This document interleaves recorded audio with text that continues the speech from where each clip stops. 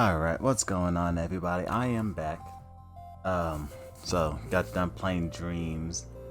So I decided I want to play some Bit Trip.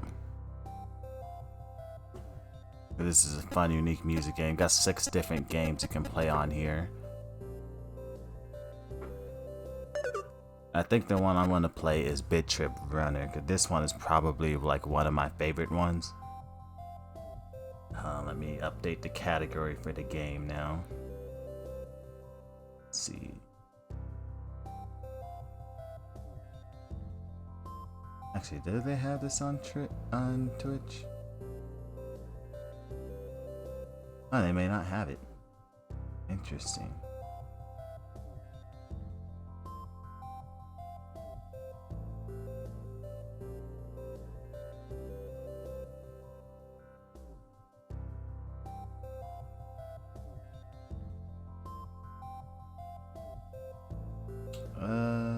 Okay, right there it is. Found it. Okay.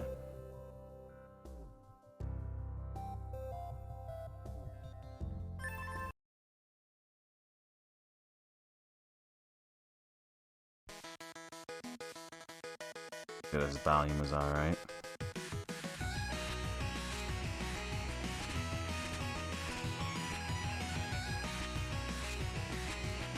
Bit Trip Runner.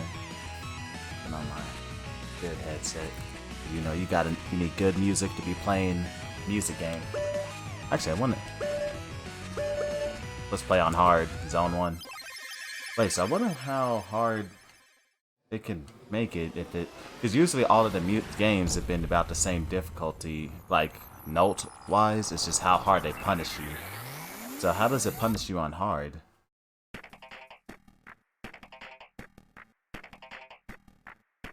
Yeah, X to jump.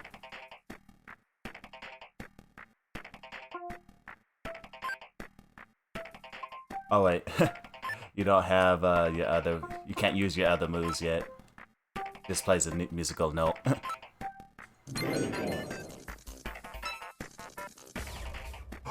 Wait, on hard you actually have to play perfectly? What? Wait, this ain't hard. This is perfect mode. You can't even mess up. Wow.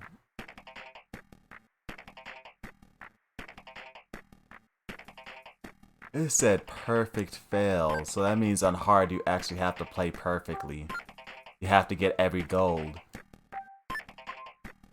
I mean, I do that anyway, but dang, I wasn't expecting the punishment to be that harsh.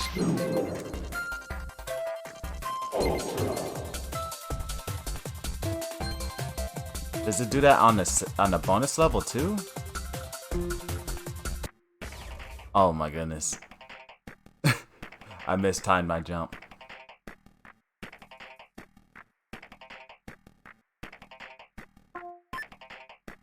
Because I 100% completed Bit Trip Runner 2. Like 100% complete on every difficulty. I know I can do it on this game. The Bit Trip Runner 2 is definitely way harder. But then again, jamming out to this music that's so catchy.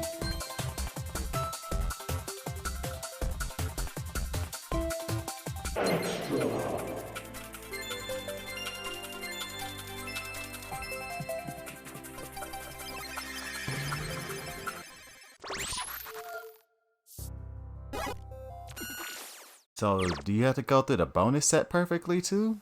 No, because you messed up once, you died.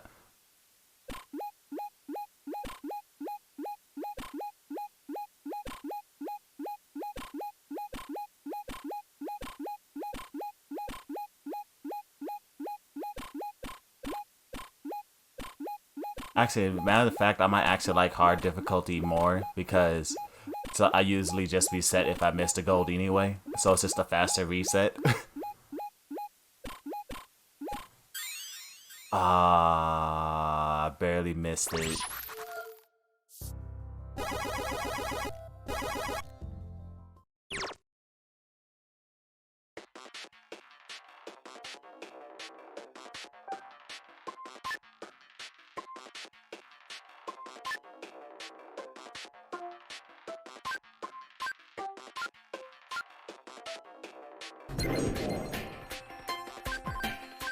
I forgot they disabled all of your moves until you unlock them.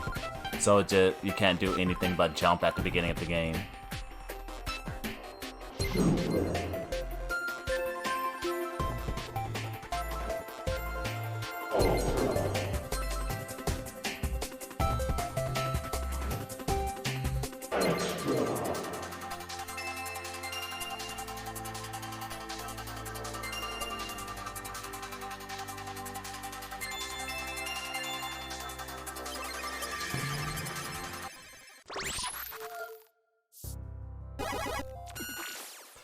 Yeah, it's gonna be pretty hard to beat the bonus levels.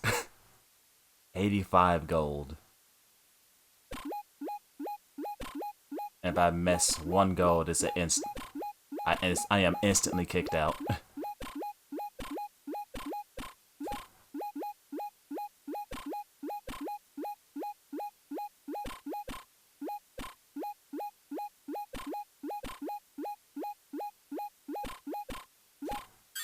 Oh my goodness, am I not touching that? My legs are literally touching that. Come on, game. My legs are literally touching the gold.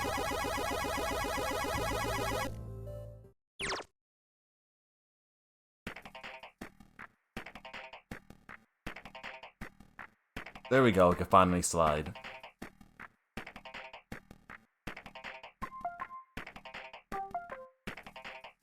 I just love how dodging stuff just makes the music for the game.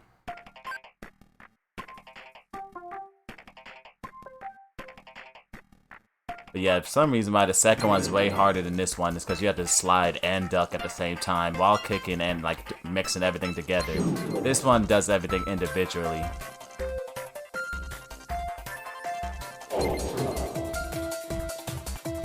Thing is, I like Ultra more than, what's the last one called? I forgot. But Ultra's always like more upbeat. Extra, yeah, that's what it's called. Like, Extras does sound heavenly and stuff, but I do like one before it because it's just way more upbeat.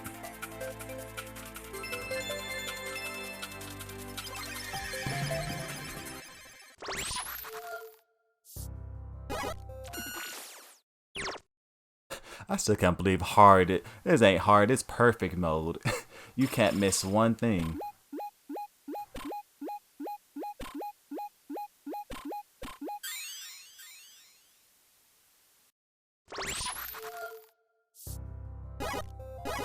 It's gonna be very hard to get double perfects on hard difficulty. The first perfect, well, that's easy. Well, you kind of have to.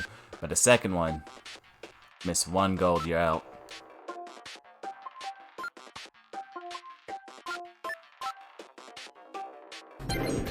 Oh, missed my jump.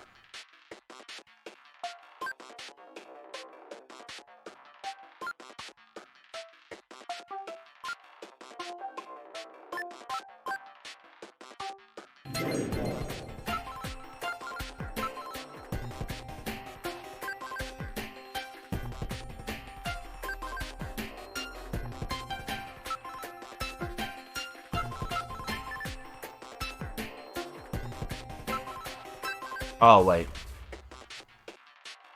I was thinking the gold was going to be on the bottom, because I know sometimes they will switch up the gold like that. But then again, this is at the beginning of the game, so they're not going to be doing anything that complicated yet. Probably in one of the later level 1 levels.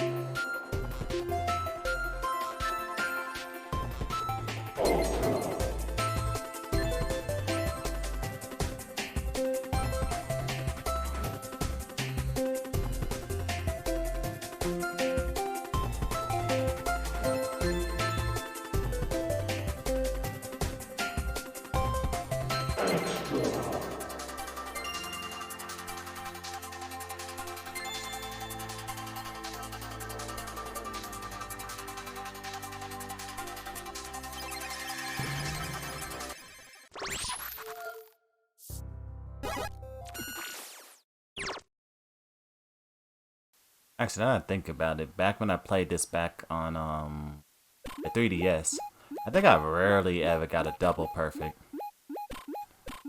Oh my goodness, you gotta jump way so early.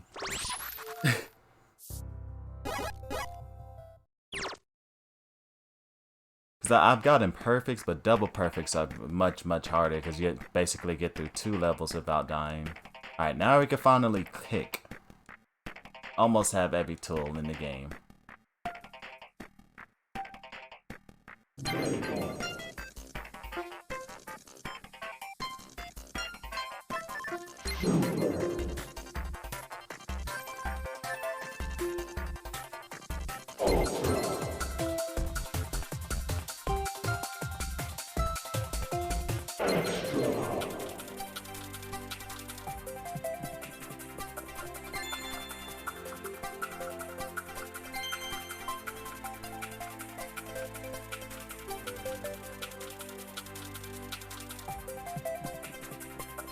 Let's go, got it on the first try. But that was kind of an easy one, I only had 6 gold.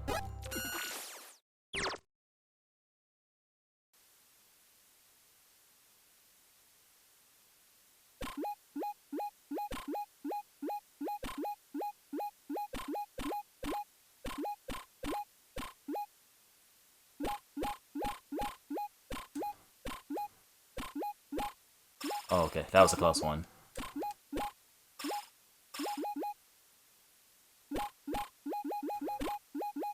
Dang it. Dude, the bonus levels are so hard. Because you gotta be so precise. Just a nanosecond of hesitation, game over. Junior Melchett. Oh yeah, this is when we see one of the other characters, right? It's like becomes one of your friends or something. Probably should see them about halfway through. Oh wait, I just remembered this. The original doesn't have any checkpoints, huh? I know the new ones do. I mean, not that I ever used them, because you can jump over the checkpoints in the new games to get bonus points. Yeah, there, right there. Oh, got distracted looking at them that I accidentally ran into an object. Yeah, so that means on hard, well, there's no checkpoints, so you have to play basically perfectly. But I don't think there ever was checkpoints in the original. Oh wait, dang it.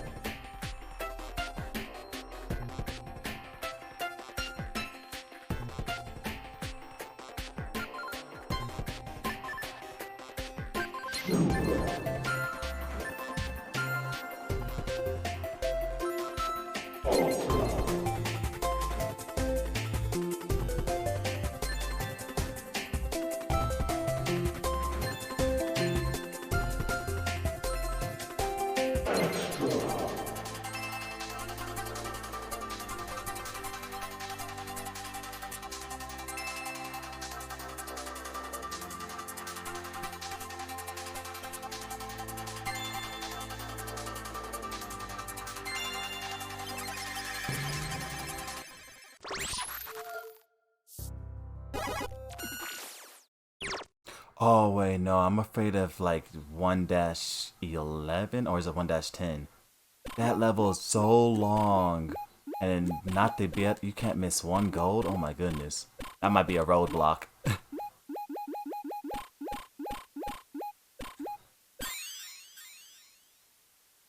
I don't think I'm beating any bonus levels today.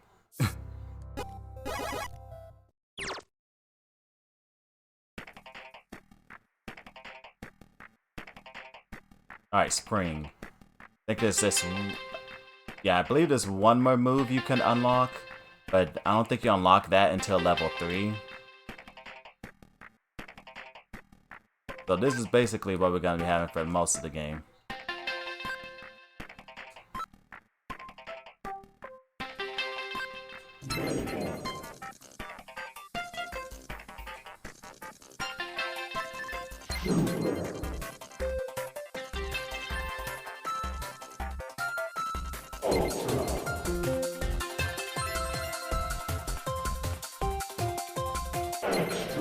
Dang it! I was slightly too late.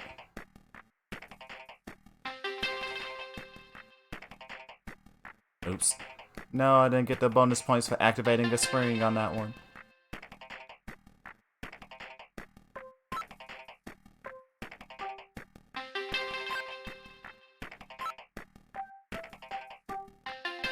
And yes, you do have to time your button input for the spring, because some gold you will not hit if you press it too early.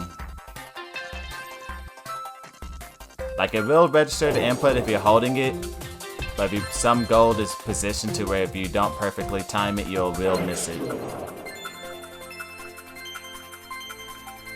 Okay, there we go. Those early jumps. Gotta jump early enough to where you don't miss the gold, but not too late. I mean, not too early that you hit the rock, or too late that you miss the gold.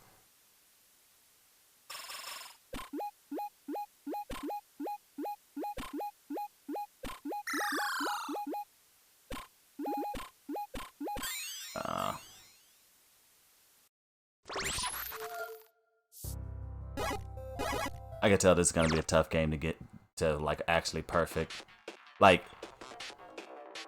out of all of the games in the 6 games in here, Bit Trip Runner would be the only one I actually would go. Ah, dang it. Bit Trip Runner would be the only one I actually would go for a perfect, because it's my favorite one.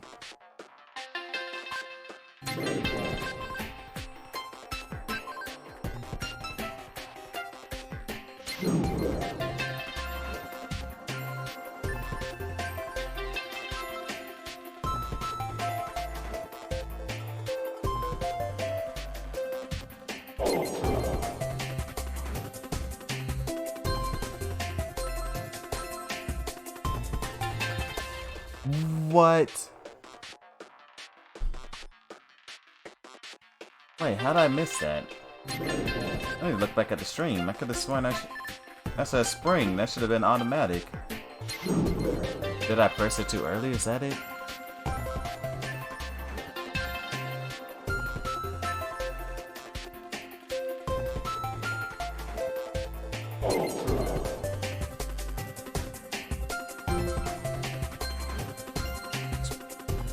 Ah, dang it. Yeah, I think I have to delay the timing towards the end of the spring.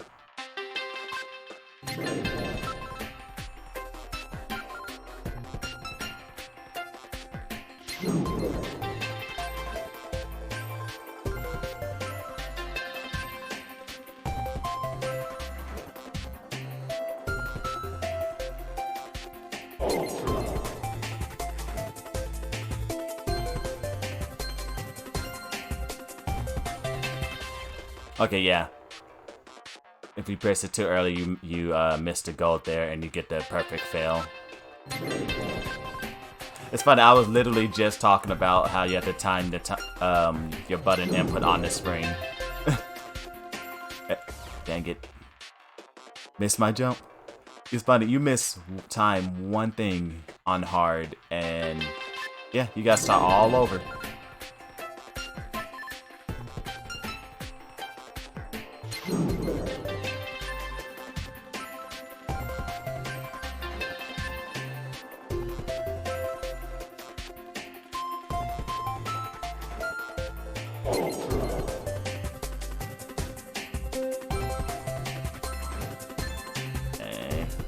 Oh my goodness, I keep missing the timing. I'm like slightly late. But yeah, you got like barely any time to press the button. Because how much time you're standing on the spring, like, yeah, you not even half a second to press it. And then I have to delay the input, because if I press it too early, I'll miss the goal. That's a very, very slim window. There we go.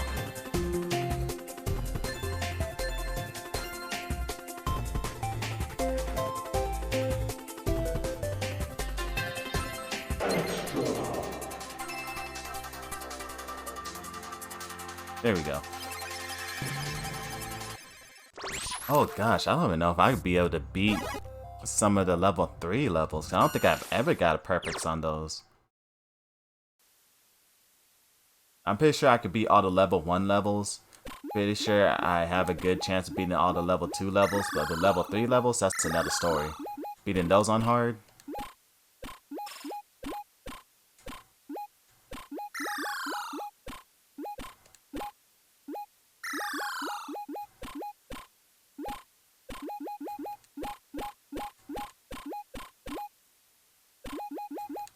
Dang it.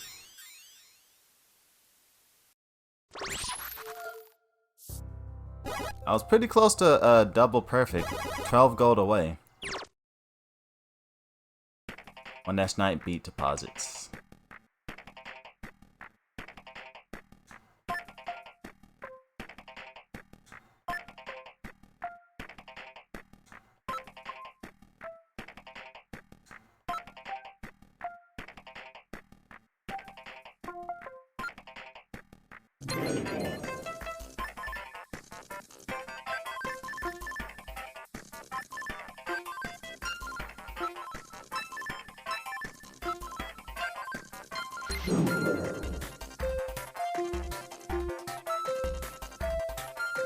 Oh wait, why'd I jump? Okay, dang it.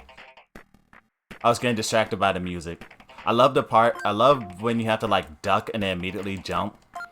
Like the two, what, eighth notes I think you would call it? Yeah, the two eighth notes in a row, oh my gosh, it's so fun.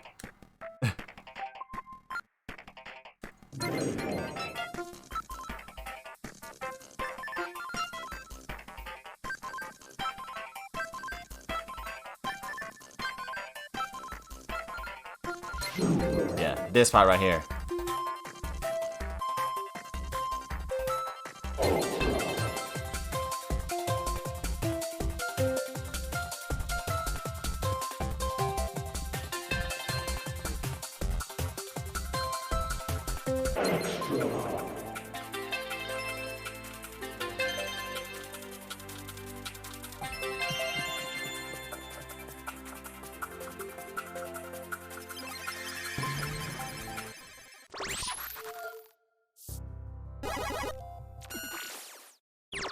Okay, so either the next level or the level after this one is very, very hard. Cause it's like 100 something gold.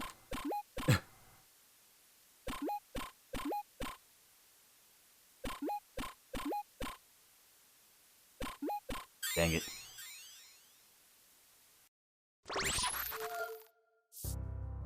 I think the next one's called Beginning of the End, right? Or End of the Beginning? Yeah, End of the Beginning. Is this the level? Oh, dang it. Nah, this isn't it. Okay, yeah, so the next level... Yeah, cause this... Oh my goodness. Okay, hold on. Oh wait, no, I need to hold jump. That's what I'm doing wrong. Yeah. Hold jump. Okay, yeah. Now they got these random blocks that's gonna be flying out of nowhere trying to knock me out.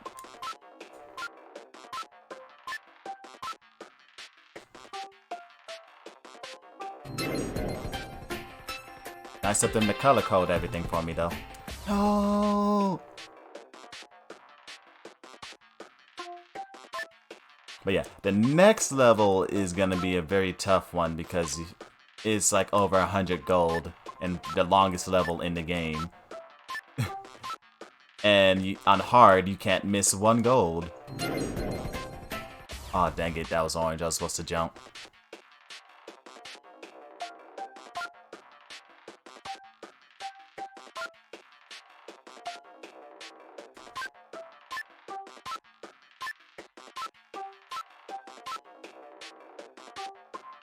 I fell for the same trick again. Okay, orange is jump. Orange is jump. Orange is jump.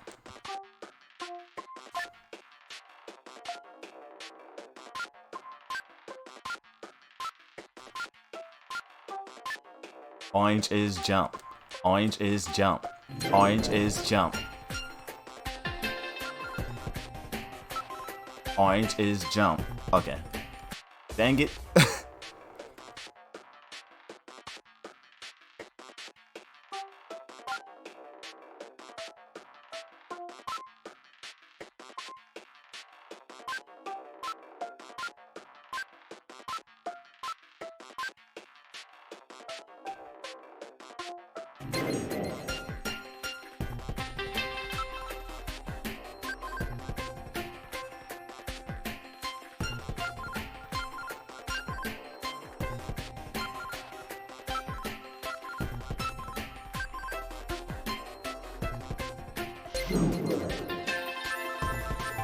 Oh, I thought I missed it because I pressed that kind of early.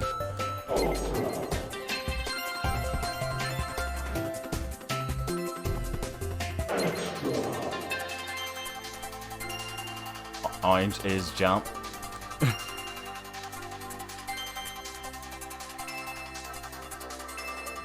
I had to remind myself one more time because I knew there was going to be more. Alright. Now, well, after this bonus level, I'm afraid of the next level. The next level is a tough one.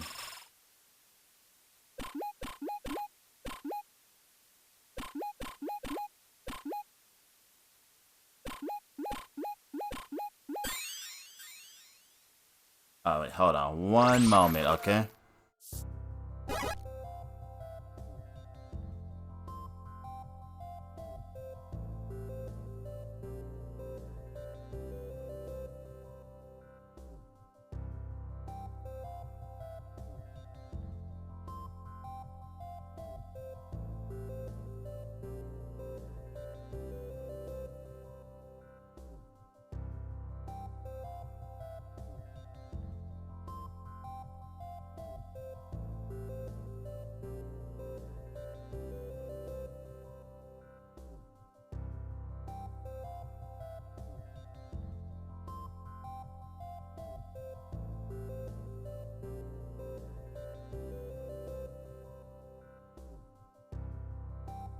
Okay, sorry about that. I got an important phone call I had to answer.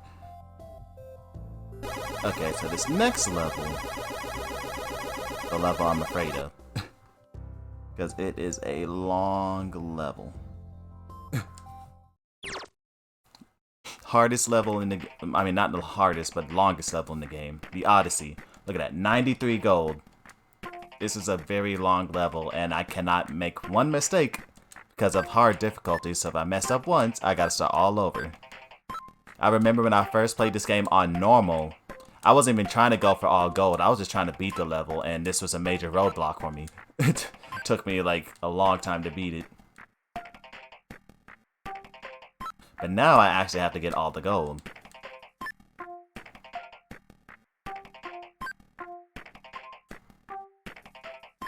This first section, I got hit so many times. But like, since I've played this a lot, on the 3DS, I should be able to do pretty fine. I'm not gonna beat it in one try, but I could get a good amount of distance.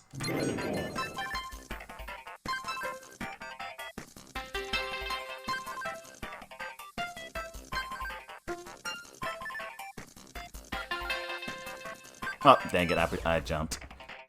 But yeah, you saw how long it took just to get to the first upgrade?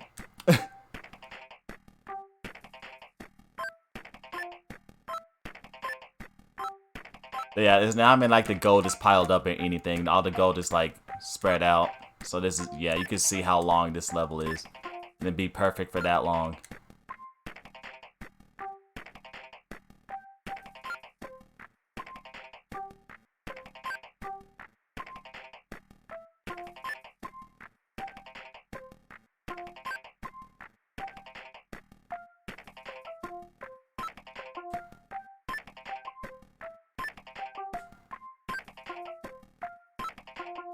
At least we get to enjoy that piano, though.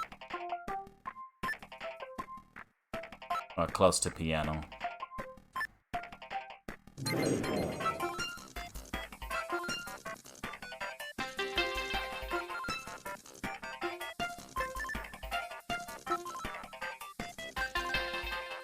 Dang it. I pressed it too late. I mean, too early.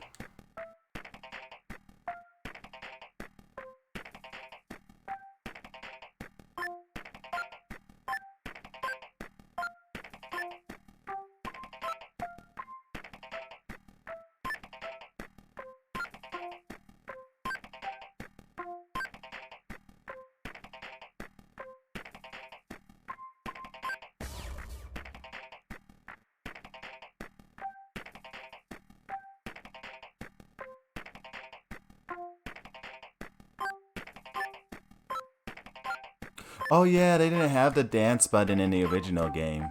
I know in the new ones they have a dance button which gives you more points, but you can't do anything for a certain amount of time. It's kind of like taunting in a fighting game, except in this game, dancing is like taunting. Like, oh, I could dance in the middle of dodging all this stuff to prove that I'm amazing at this game. Because you can't do anything while you're dancing. Gives you extra points though. But like right now, I would be pressing the dance button in between each one of these rocks. God, that's just enough time to dance.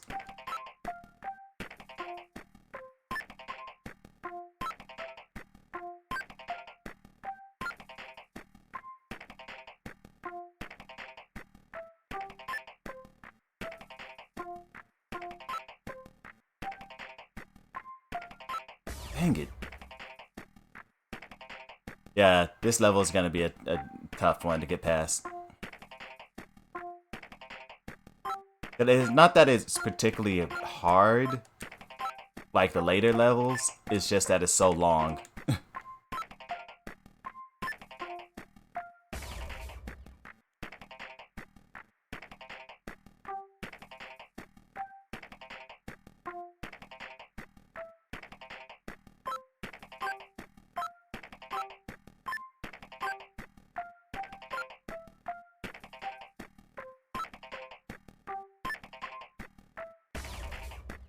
And if you're slightly late like that, game over. But on the bright side, this is this one and the last one in the series.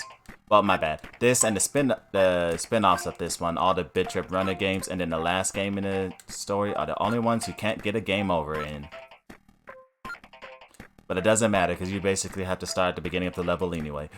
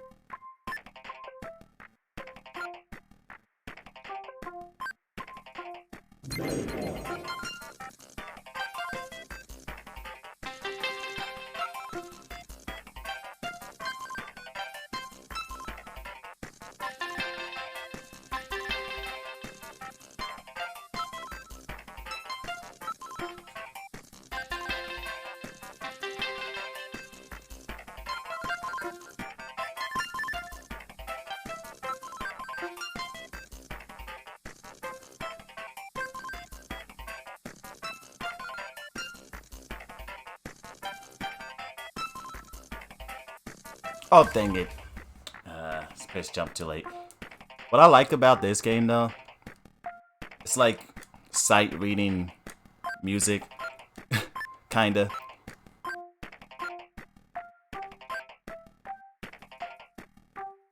Because, like, you got a limited amount of time to see, like, what's in front of you. And with that limited amount of time, you gotta pick the right option. Because, like, the first one being Pong, that one's more like, oh, are you good at Pong? And recognizing where all these crazy things. But that one's actually, like, really, really harsh on a player playing this game for the first time. Like, that one's just about, like, eventually memorizing it. The second one is about recognizing patterns, because everything is always in a pattern in the second one. The third one is ridiculously easy compared to every other one in the series. It's just, you know how to collect the black dots. Is really that simple. Then this one is the fourth one, so this one's more about sight reading. It's probably the easiest one to get into.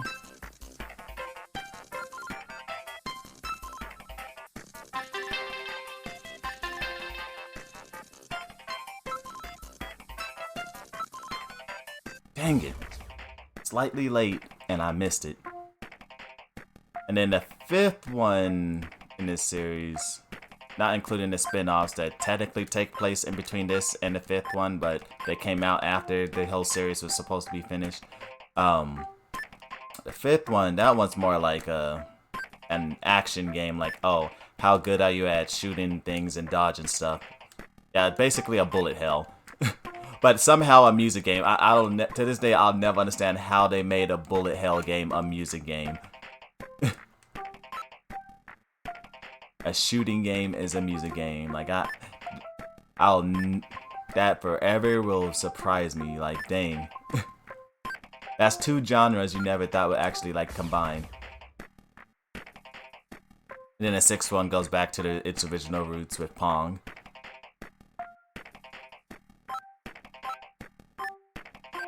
But my favorite was always Bit Trip Runner, and I guess maybe that was other people's favorites too, since Bit Trip Runner is the only one.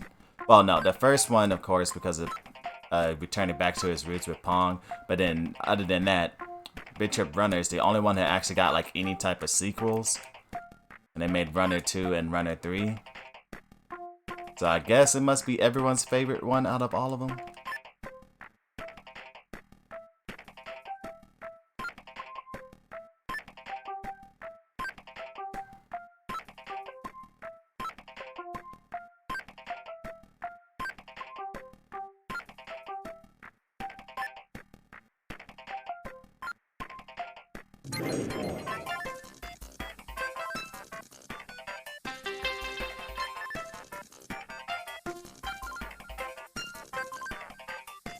No. I jumped too late and I couldn't activate the switch. I was holding up the entire time. That was all because I jumped slightly late.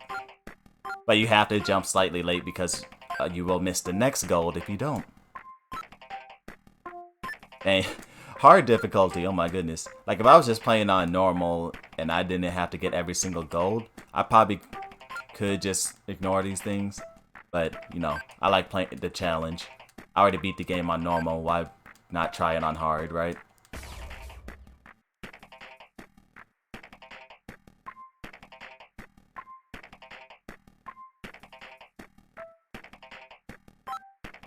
Dang it.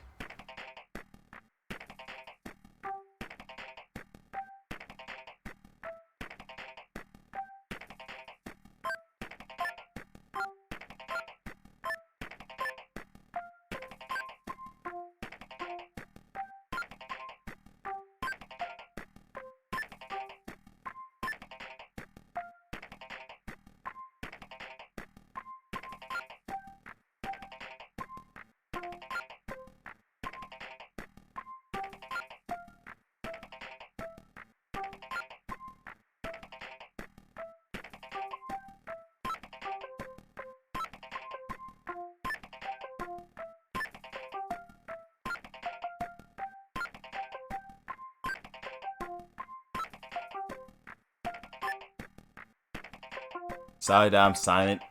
It says that you really need to focus on this level.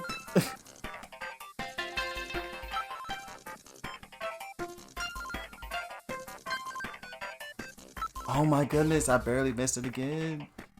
Yeah, like I said earlier, this level's a tough one. I haven't even got halfway through yet. Actually, I don't even think I got 1/3 of the way through yet, have I? Not. Dang it, jumped too soon.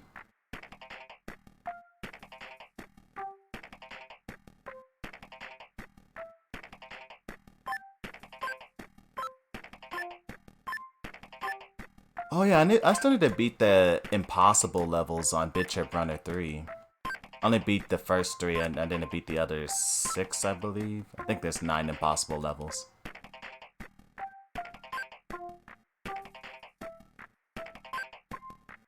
Those impossible levels are really, really hard. I mean, which makes sense because they're impossible levels. Which makes me wonder, did the developers beat all the impossible levels? Or were they actually like levels the developers couldn't beat? Because I remember they said they made impossible levels that the developers could not beat. And then they were like, well, let's just put them in the game, seeing people can beat them. I'm wondering like if that's actually true, or that's just like only most of the developers couldn't beat it. But like there was that one dude, you all know I'm talking about, that one person in the group who knows what they're doing, and he beat them because like they still had to play test the levels and make sure they were technically still possible, right? So someone had to beat him. I don't think they would just put in levels that no one could have beaten.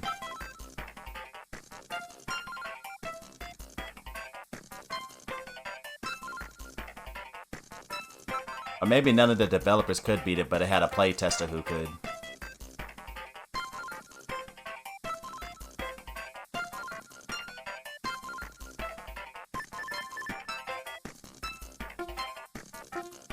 Is this the farthest I've gotten?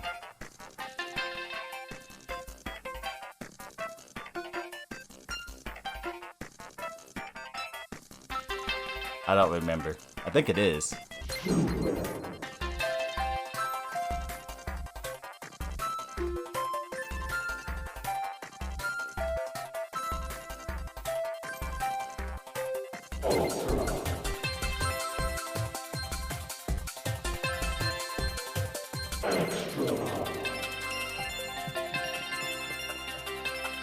Dang it! That was a good run, though. Quite literally, that was a good run. Because we are running. But, I pressed the spring too early.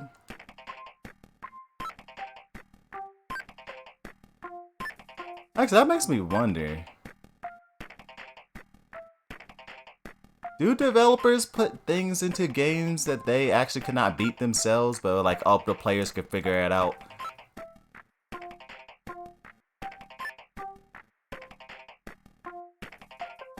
You would think they would playtest everything, make sure it's possible to do it. You never know. And I'm talking about like finished games, not games that like, you know, the developers clearly rushed out because they for some reason don't want to push back the development time. Which, if you ask me, you should always push back a game. If it's not ready, like, don't rush it out. Nobody wants to play an unfinished product that doesn't have your heart and soul put into it.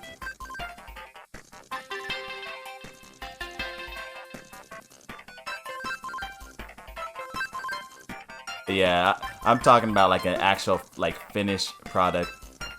Like, have developers actually like, alright, well, the game is finished and we could not beat this level, but it's technically ah, dang, I jumped too soon. But it's technically possible, so we're gonna release it anyway. We could do each individual section, we just can't do it all together. So which means someone should be able to do it one day, right?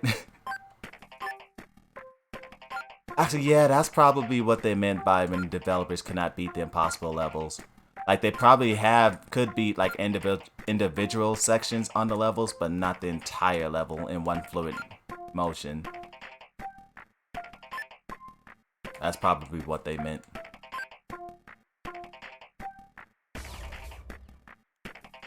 Like, for example, I could definitely beat this level if it was broken up into sections, but since they decided to make one giant level for some reason, it is very, very hard to do.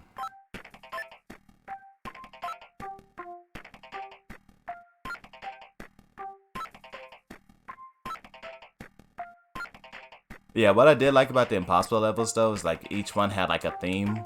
It was like pushing a certain skill to the max. Like the first one was pushing your jumping and ducking skills to the max. And dang it. And then the second impossible level, what did it do? It pushed your jumping. Well, I added another layer, so like it push your jumping, ducking, and kicking through doors skills to the max. And you would think, oh, it shouldn't be that hard to kick through doors. Nah, like, you know how they have like a staircase of like we just constantly jumping up. Now imagine having this put doors in between all of the on every step on the staircase. So now you have to switch between jumping and pressing square at the right time, so you don't hit the step, but at the same time you have to break the door. And then like doors mixed in between stuff. Oh, and then they had fast falling in that game. Like this game, you can't fast fall. So once you jump, you're pretty much committed to that jump. Only thing you do is hold X to make your jump slightly more floatier. But there's no fast falling, so you have to be really precise with your timing with the jump. Whereas in that one, they have a fast fall mechanic, so if you're in the air and you press down, you fall faster. And so on the impossible levels, you have to actually like drop down pretty quickly to break some doors, because they'd be like in a certain spot where jumping just does not. I mean, just jumping and kicking won't work or something. Or like they have the things you're jumping in between so close to each other that you can't do a long jump, and you have to like do a hop into a fastball right in between and stuff. So yeah, those impossible levels are pretty hard. I died like more than 100 times on like each one. Except for the third impossible level. For some reason, the third impossible level I beat like in less than 100 tries. But then again, that one was kind of easy because the concept of that one was the trampolines. And you know, with the addition of the fast fall mechanic, like you have to balance. They had like a roof above you, and so you have to like balance jumping off the trampoline but fast falling so you don't hit the roof. Dang it.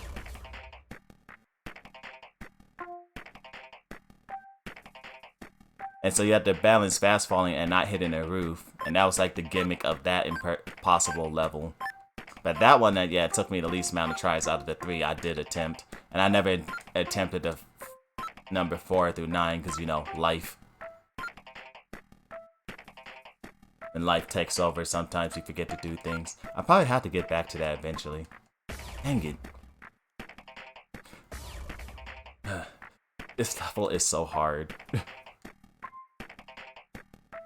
On normal difficulty, this level is like, okay, it's a long level, but you can eventually get through it. But on hard difficulty, oh my goodness. Now the gold is basically another obstacle. That means there's over 100 obstacles on this level.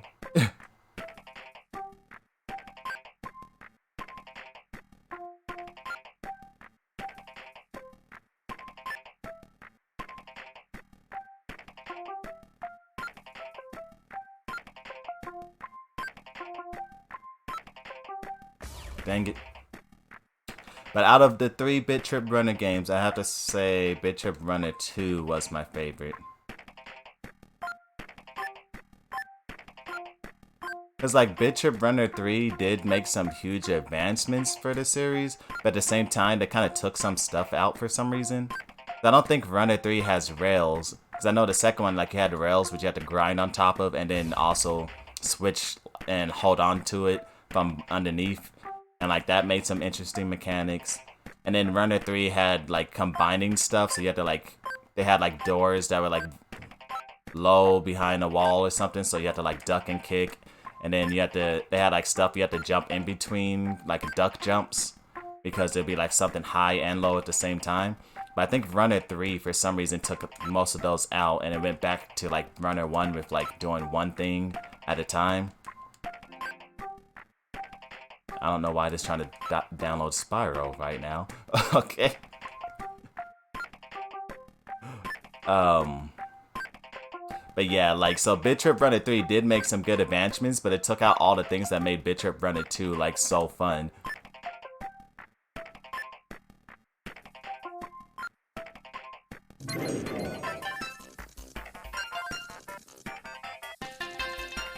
So if there is a Bit Trip Runner 4 one day, I hope they are mostly inspired by Bit Trip Runner 2, but still keep some of the mechanics of Bit Trip Runner 3.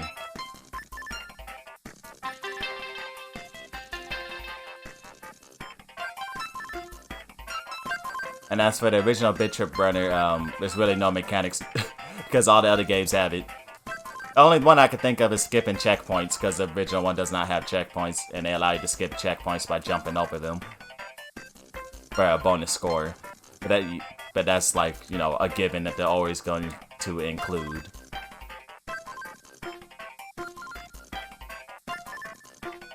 I still think that's crazy though. I don't think there's any other game that I've played that actually allows you to skip checkpoints. Like that's an actual mechanic in the game. Like not like a speed runner, you know, skipping through stuff. I'm talking about, dang it, jumped too early again. But yeah, not like a speedrunner skipping checkpoints. I'm talking about like an actual implemented mechanic in the game. Because you get bonus points for jumping over the checkpoint. I don't think like I played any other game that actually encourages you to beat the level perfectly and get bonus points for not doing the checkpoint.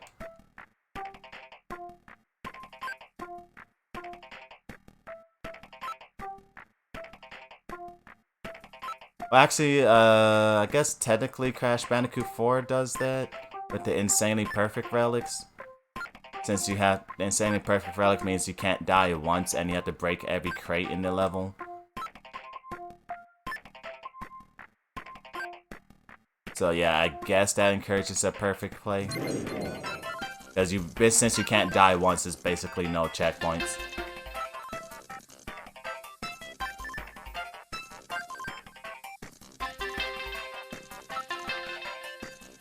And I guess some of the adventure-style Sonic games,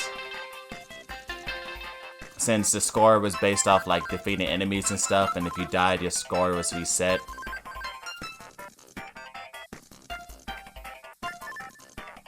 But it wasn't like actually an implemented mechanic.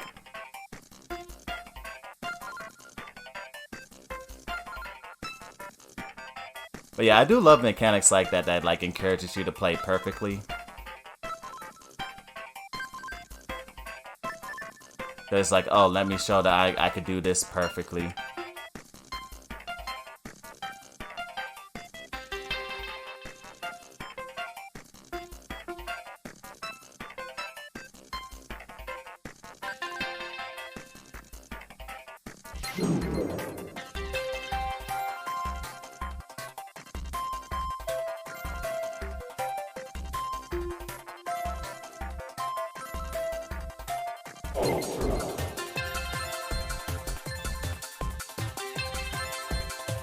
Oh, dang it, I wasn't supposed to jump there.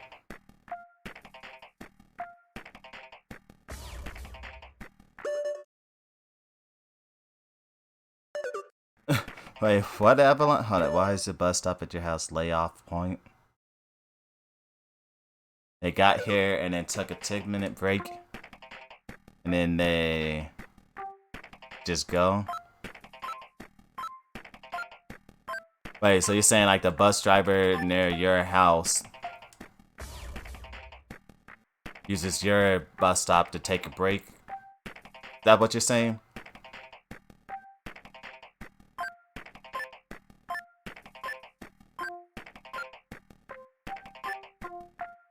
Dang it. Alright, we're now 7 hours into the live stream.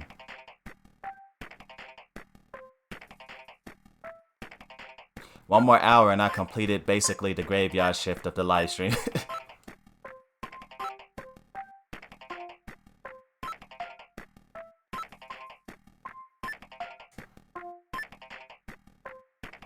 No, I wasn't expecting to play Dreams so long.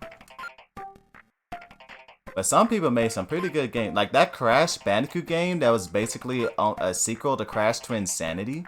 That was a really good game for a fan-made game on Dreams. What games did I play? Okay, so I literally played Dreams from like 12 to 6 o'clock. Cause there was this Crash Bandicoot game that I played for almost 2 hours, I think. Cause that game was really good. It was called Crash Trip Sanity. I'm probably gonna put that on my YouTube channel because that was actually a pretty good game. Gosh, this level is so hard. But yeah, it's called Crash Trip Sanity, which was the person, I'm assuming it was supposed to be taking place right after Crash Twinsanity because it started off with being inside of Crash's mind. And then that game took me like 1 or 2 hours to beat it. They had like 8 fledged out levels with boss fights and stuff. I was like, yo, that's pretty good for a game made in Dreams. And then the mechanics felt just like Crash Twinsanity too, so it was so fun. Then after that, there was this Sonic game I played. What was it called? It was like Sonic Dreams Collection or something like that. And it had a mix of adventure style and boost style gameplay. That was pretty fun.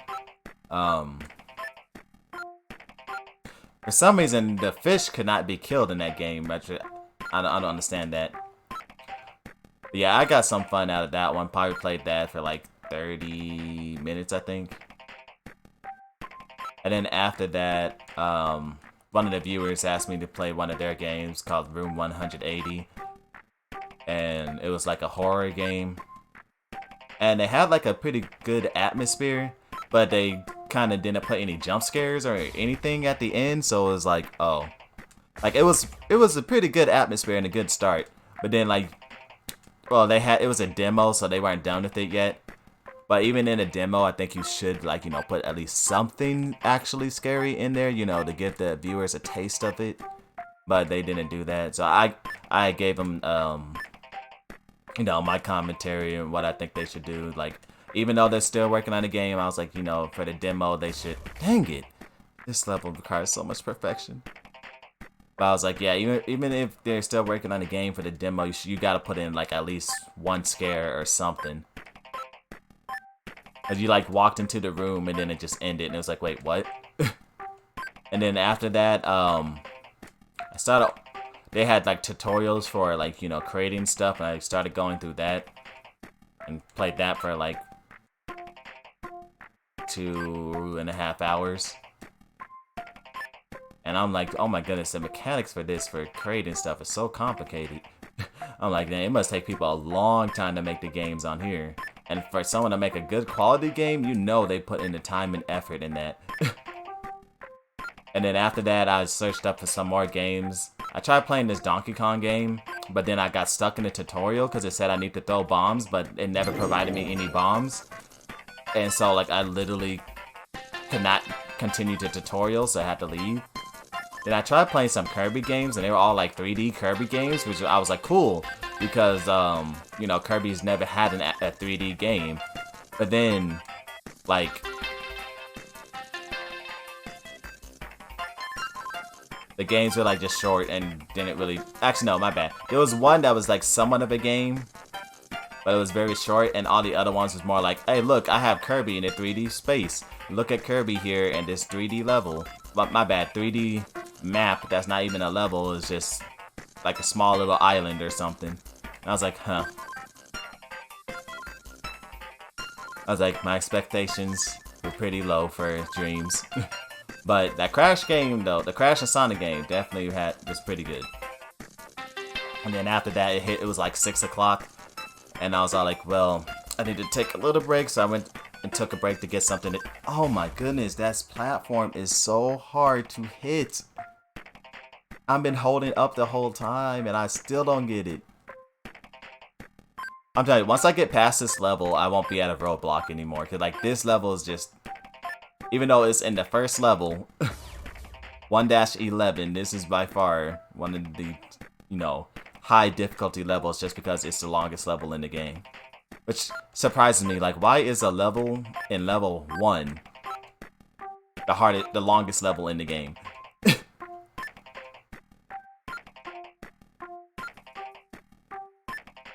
But yeah, I took a little break at around 6 to get some water and stuff, and then switch over to this game, which I've been playing since 6, I believe. I have been playing this since 6, right? Yeah.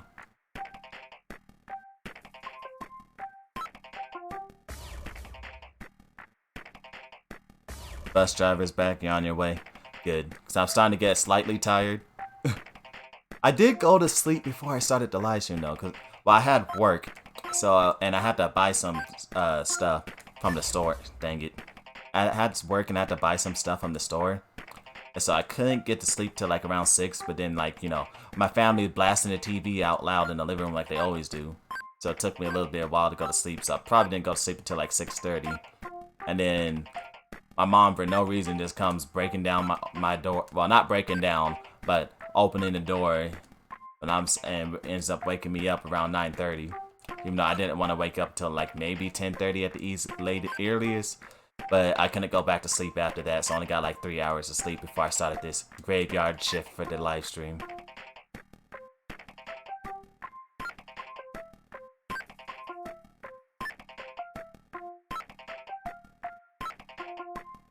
But like I said, me falling asleep, I don't think it's the biggest issue, as long as I keep switching the games out. And then, you know, once you get here at Avalon, that'll make it a lot easier because I could probably just take a quick nap and then you can carry the stream. And then, yeah, I feel like if I got like maybe 1 or 2, dang it, missed a gold. I still can't believe on hard difficulty, they really just said, yeah, if you don't play perfectly, you're, no. Like, what game do you know on a hard difficulty punishes you that hard? Because, like, usually on games, they do have a hard difficulty, and it does punish you, but it isn't like a you have to be perfect punish. It's more like, okay, you got like maybe 2 or 3 tries before you die. And they usually have another difficulty after hard, which is like, you know, the extreme difficulty. And so for this one, for it to just to be like, nah, you miss 1 gold, you're dead. Like, that's quite the jump. Because on normal, you know, gold does not matter besides if you're trying to get it perfect. And I don't even know what easy is. I don't know how they can make it easier than that. Like removing actual objects from that you have to dodge or something. That would be my guess. I don't know. Because like, and all the games have basically the same difficulty. It's just how hard they punish you. So whether you're playing on easy, normal, or hard, you're still gonna be playing the same game. It's just how hard the game punishes you. So maybe on easy, maybe it allows you to actually run into objects so you don't have to restart. Because on normal, gold doesn't matter. Yep. And just like that, on hard, you have to play a perfect run. If you miss 1 gold, it just kills you.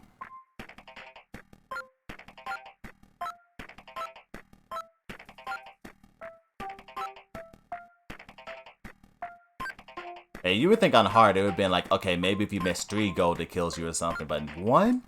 1?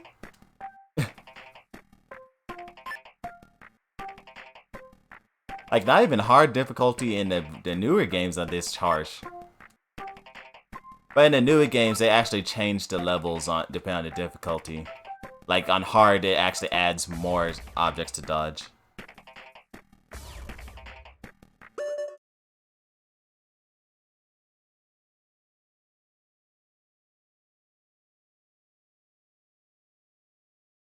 Crash Team Racing, get out Spyro's costumes. Oh. Sorry, I had to stretch.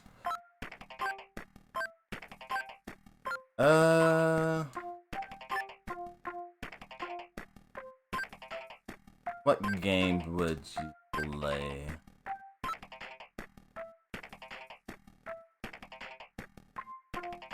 I mean, yeah, if you want to unlock Spyro's outfits, you can go ahead.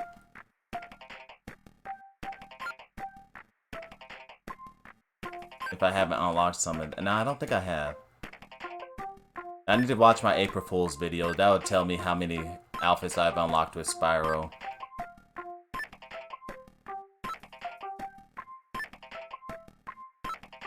Or I don't know, maybe you want to start a new file in Crash Bandicoot 4. So they can hold up the 4 files. See how far you can get in that. I don't know. I mean, whatever you want to play. So you can, whatever you feel like, what game you feel like you could provide your best commentary on.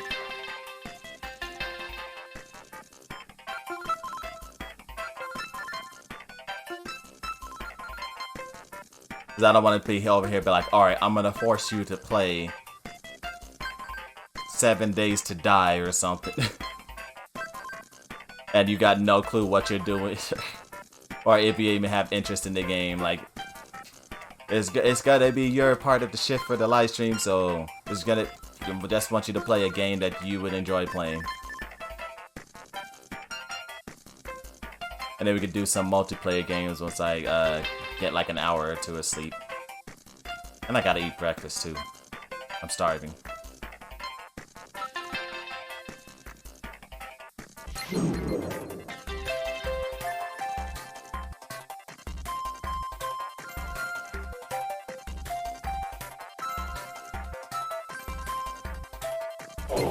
And I love Super and Ultra so much, they sound so good.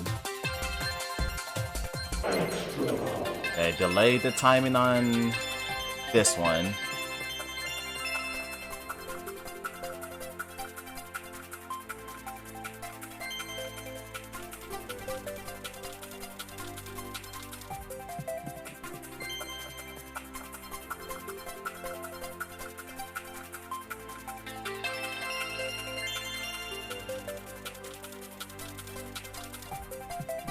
Let's go!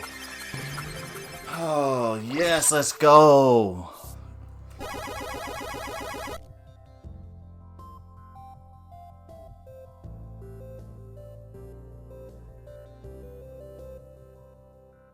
You want me to watch you bomb at Crash?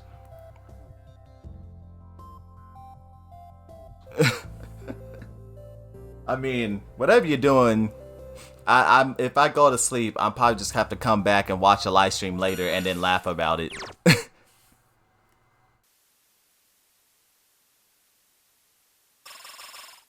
Dang, missed it just like that.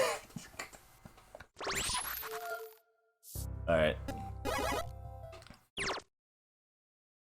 Alright, first boss. Mini Grand Timber Tot.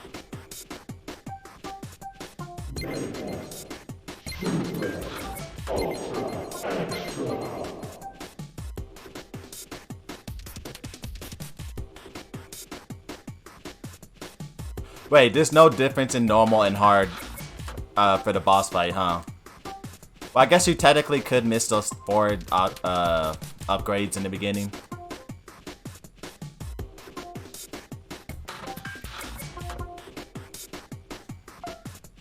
Dang it, I was slightly late in my jump.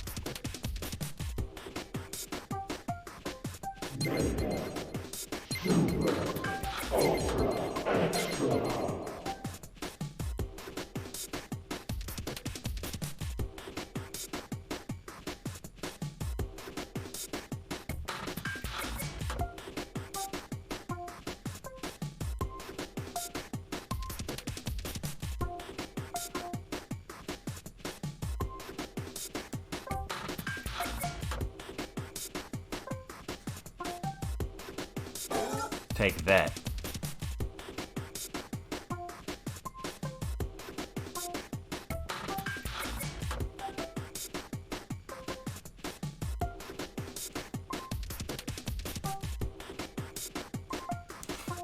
You got so little time to react to what he's throwing out. Okay, what's next?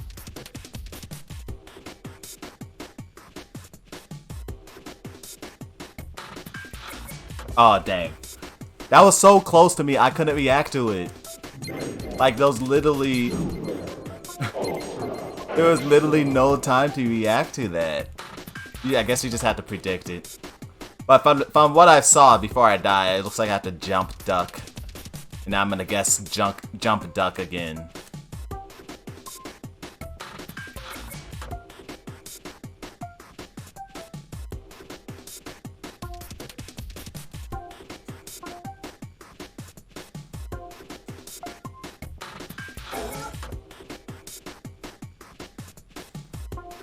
Yeah, because these go jump, duck, jump. Okay. Yeah, so it's gonna, I'm assuming it's going to be the same pattern.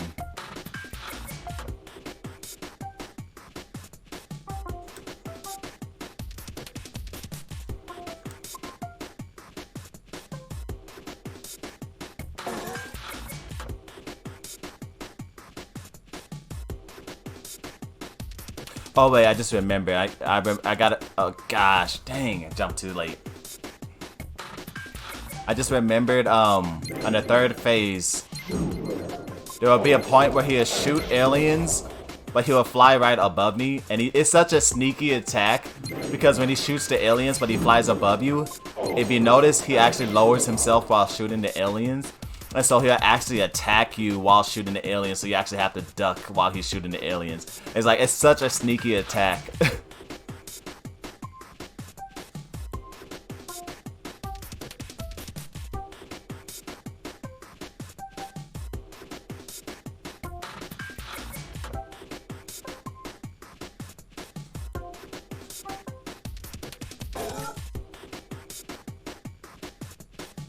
Oh, and for anyone wondering why you can't get a game over in this Bit Trip, it's because since this is Bit Trip Runner, and it's supposed to be like symbolizing the, dang it, your life. It's supposed to be symbolizing your life as your youth of being like free and stuff and living your life to the fullest and just enjoying life and stuff. And so you can't die because this game is supposed to be pure fun.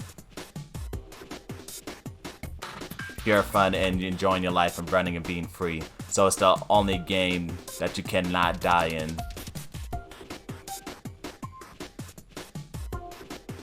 You cannot get a game over in this game because you must run and be free. Enjoy life. There's no game overs while you're running and being free. Seriously, the Bit Trip series has amazing symbolism with like the way their games are developed and stuff and what they put in it. Like seriously, once I like, you know, beat the series and like upload it all to YouTube, I might just make like, you know, a short little video or video theory or something, just analyzing the game, because like this game is like so cool and it like has such great symbolism. Dang it, the timing for that is hard to see. Like I know what I have to do. Let's just get into timing.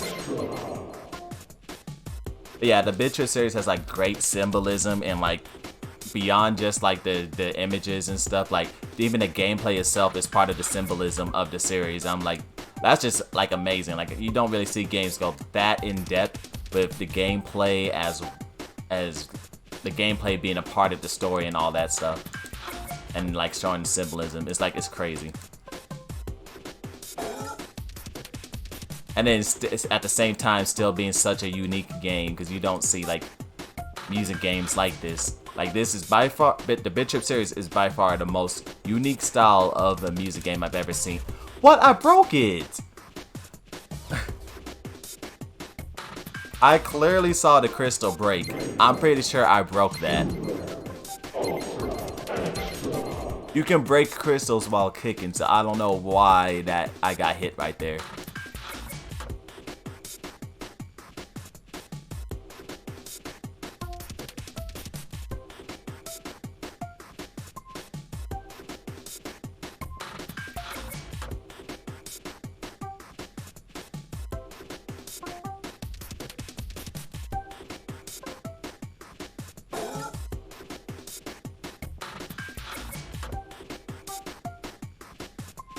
Oh, another reason why Bit Trip Runner 2 was my favorite, they'd like to mess with you in that game, especially like the boss fights and stuff. Okay, so I guess jumping would just, for some reason, on the hard difficulty, because I've done it before on normal, but I guess on hard, jumping into a crystal just kills you, even if you do kick through it. I guess that's just a change for hard, which I guess makes sense. They want you to do the right thing, so they punish you for not doing the right thing. But yeah, Bit Trip Runner 2 like messing with you, cause like for example, usually in Bit Trip Runner 2, if an enemy has blue eyes, that means you jump over them, and if an enemy has red eyes, that means you would duck under them, right? But Bit Trip Runner 2 is started messing with you and actually had the enemies like change their position, like especially in boss fights and stuff, and so like if you relied on that, you actually like get destroyed. And so you actually have to like pay attention to where they actually popped up. And then not to mention, like there was also like a boss that like hid the enemies, and like they would flash by at the top of the screen real quick, and you have to remember the order of the enemies. And then when they came out, you had like no time to react, so you had to like remember the pattern and dodge stuff. Yeah, Bit Trip Runner 2 was like such a good game. Like most definitely one of the best games in the series. Ah, I did it again. I keep jumping into the crystal for some reason. Because I'm just used to, you know, pressing both because, you know, it covers all options. But on hard, I guess it punishes you for that, so I have to actually press the right thing. Yeah, if you press both jump and kick, you can like, you know, escape most options.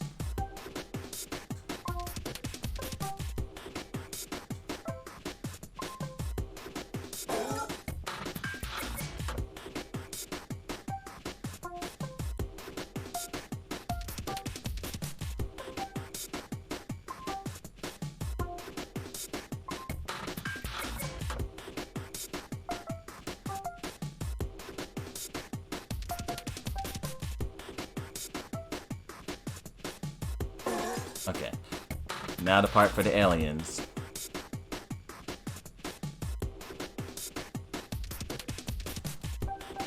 Okay, yes, it was jump, duck, jump, duck. Oh, spring, okay. And then right here, this is what I was talking about. Sneaky attack. That actually would kill you if you're not ducking.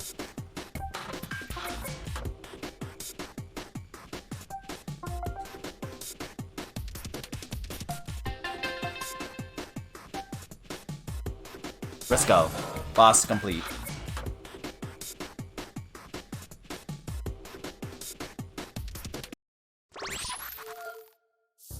Wait, what? The Crash Bandicoot meme?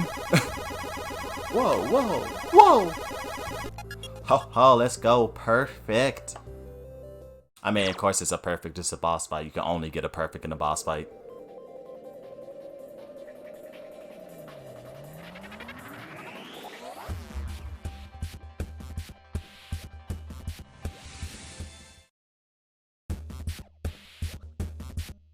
Lesser Temper Taunt. Oh, now we got these enemies to bounce off of. Not exactly a new option for you, but it is technically a new mechanic. And now it's introducing enemies you can bounce off of. But you still got like all the same moves. Dang it. Wait, why did I say perfect earlier? I've been beating every level perfectly because you have to. Like I said perfect earlier, like that was an accomplishment. No, you have to beat every level perfectly on hard.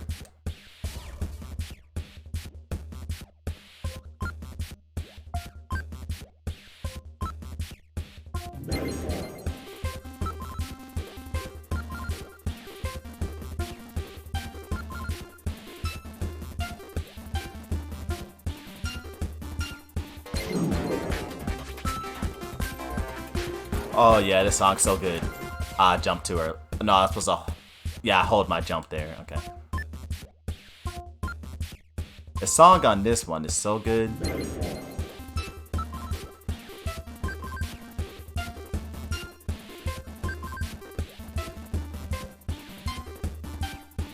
But yeah, the Bit Trip Runner songs overall are just so good.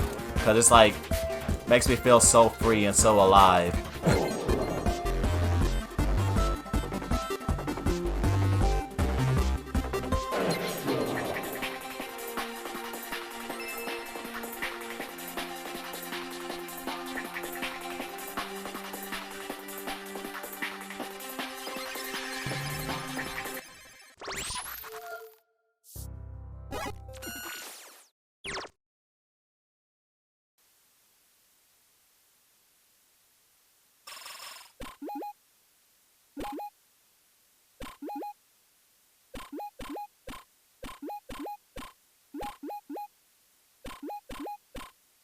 You know what's funny?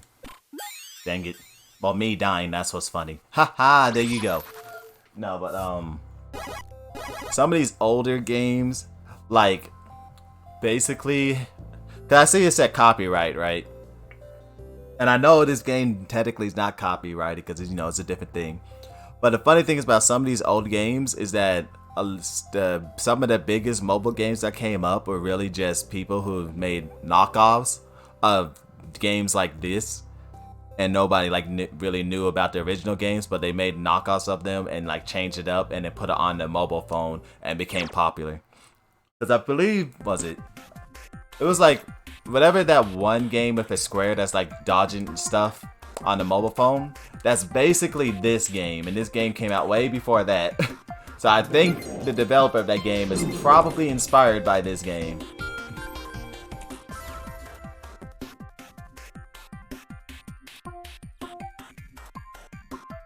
Or like Temple Run, which so many people have played, is basically Sonic and the Secret Rings.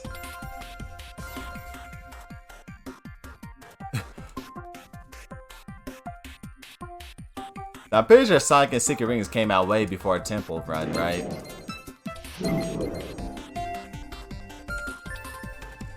Okay, I guess I have to jump and hold jump there. It doesn't look like I can make that, but...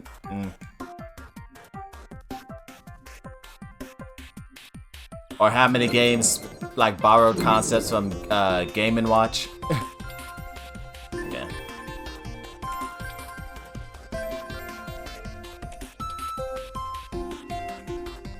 My spring was too late.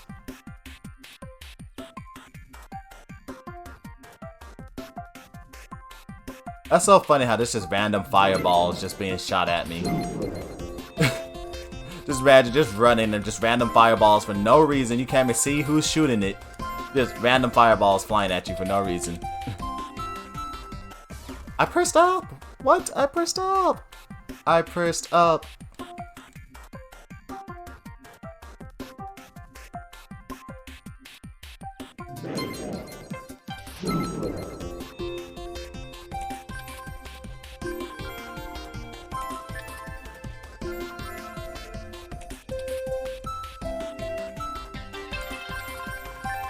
There we go.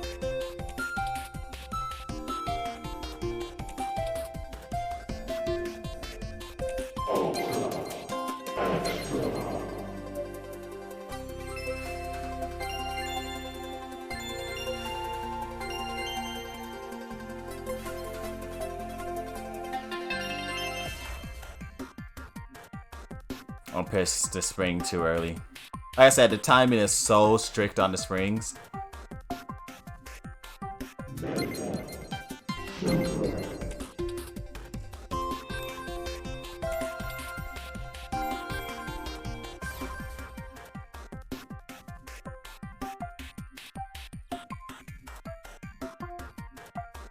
Because it isn't an automatic thing where, like, you know, it always shoots you at the same angle every time.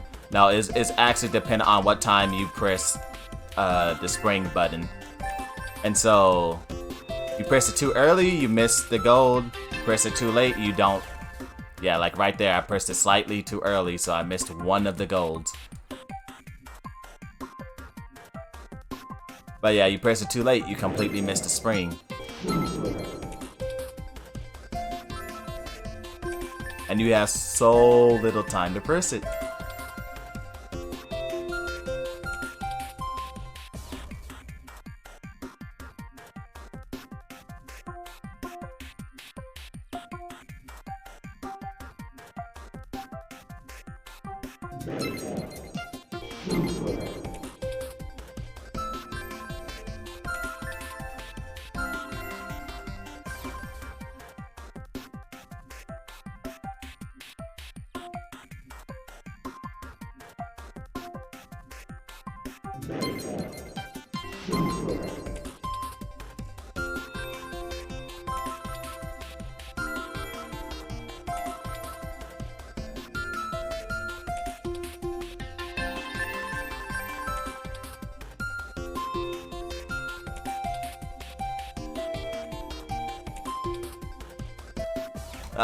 Dang it. I hesitated for a second. Yeah, this game, you cannot hesitate. You hesitate for a second, you're dead. It's that simple.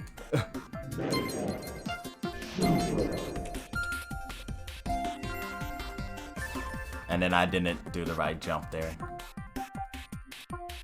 And in case none of you have seen the second or third game, if you think this is hard, the second one, oh my goodness. That one has so much stuff going on.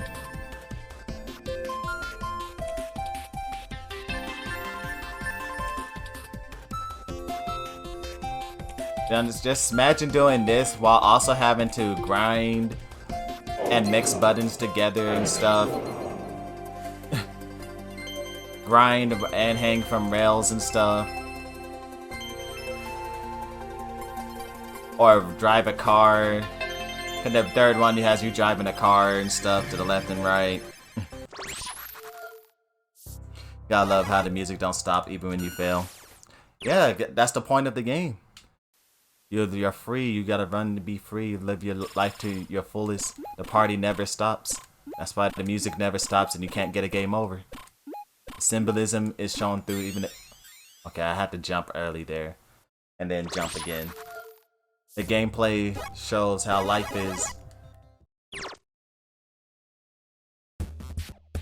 Let's Rizzle.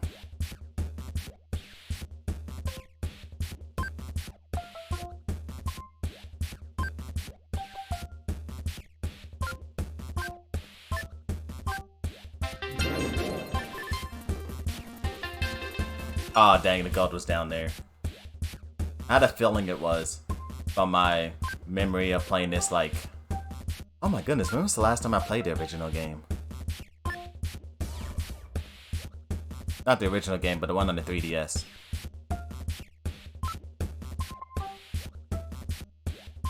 I want to say 2013, 2012.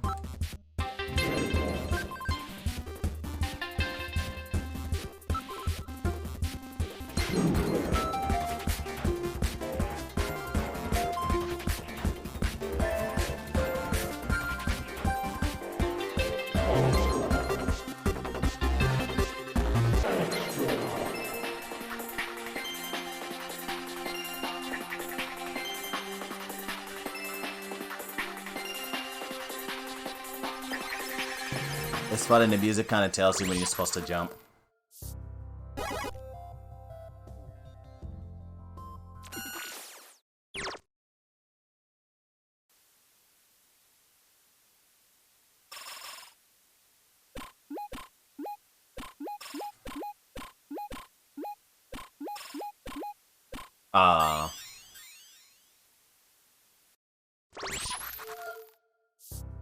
Perfect fail. I still can't believe that's an actual mechanic. Oh, you want to play on hard? Alright, we're gonna fail you if you don't play perfectly. Perfect fail. You don't deserve to keep running if you can't be perfect.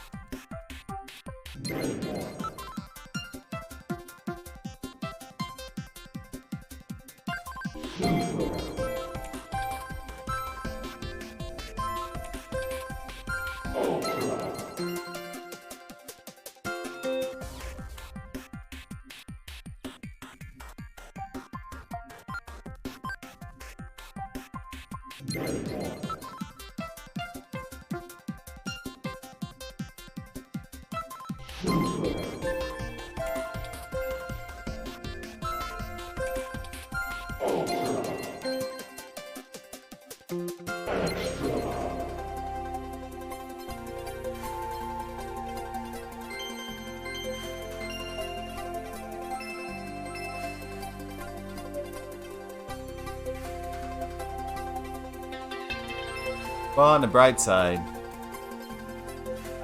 I don't have to kill myself on purpose.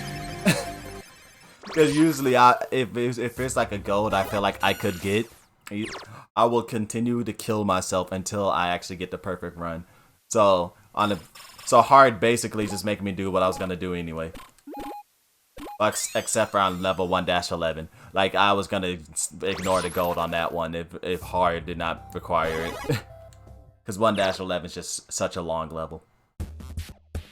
Pandicore's Plains?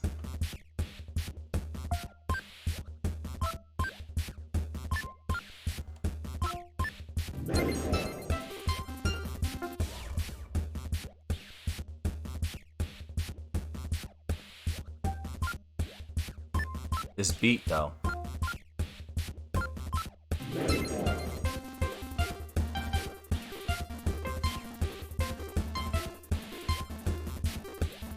Dang it.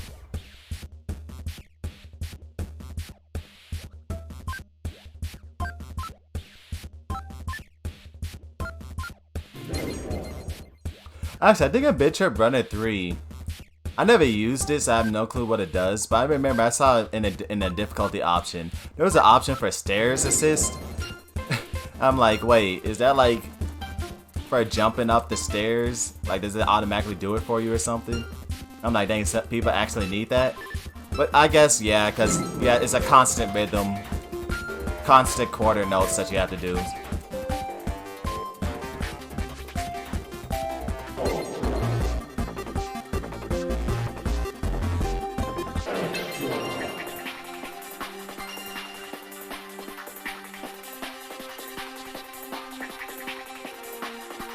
Oh, I almost hit that rock.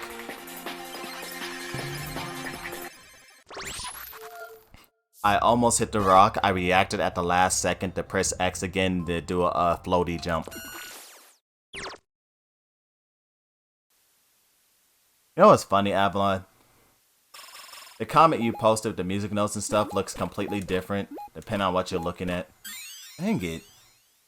It's so funny how my foot is going through the gold, but it still counts as a miss. Because on my phone, it looks like it's blue and red, like alternating between blue and red notes. But on my iPad, it's like all black notes. But then again, that makes sense because my phone is an Android, but my iPad is, you know, Apple. So they want to keep moint. They want to keep the same icons. Okay, I gotta jump early there.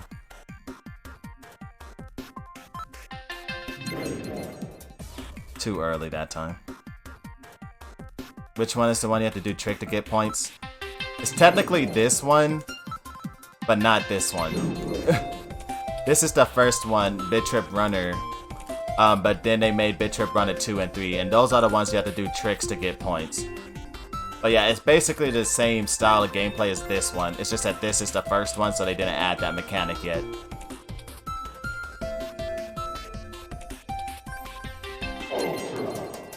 Nah, I jumped too late again. Otherwise, you would be seeing me dance right now.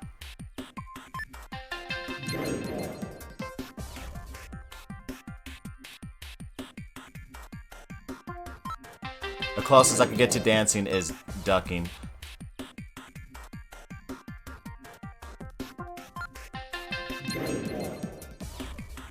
The timing is so strict. But then the timing gets even more stricter in Bit Trip Runner 2. And that was an instant restart. Like, he didn't even stop for a second. Because sometimes when they restart, depending on where the beat is in the music, he'll stop for a second before restarting. That one, he took off immediately.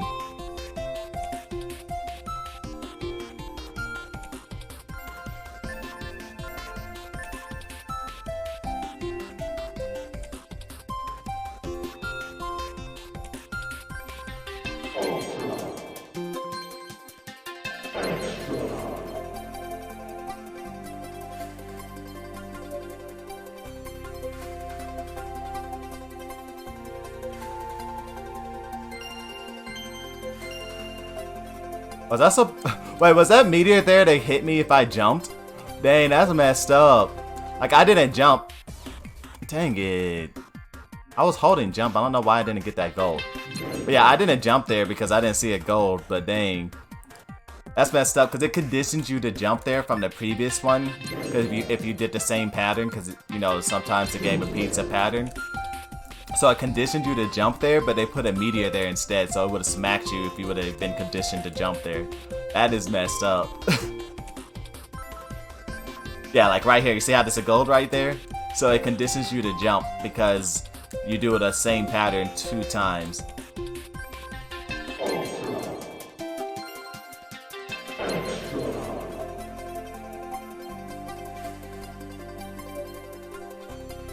And so, by default, right here on this next part, you would jump right here, but instead you get smacked in the face by a meteor.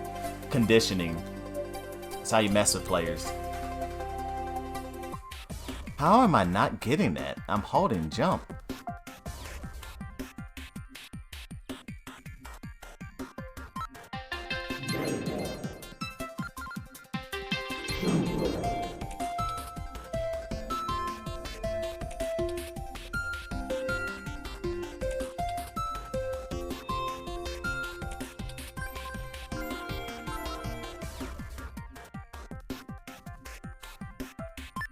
Yours is just blue? Huh. I see red, blue, black. Wait, what device are you using? Is it Android or iOS, or you got some other one? Oh my goodness.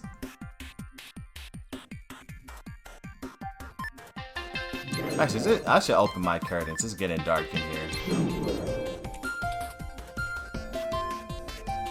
I mean, my bad. It's not getting dark in here because it's daytime.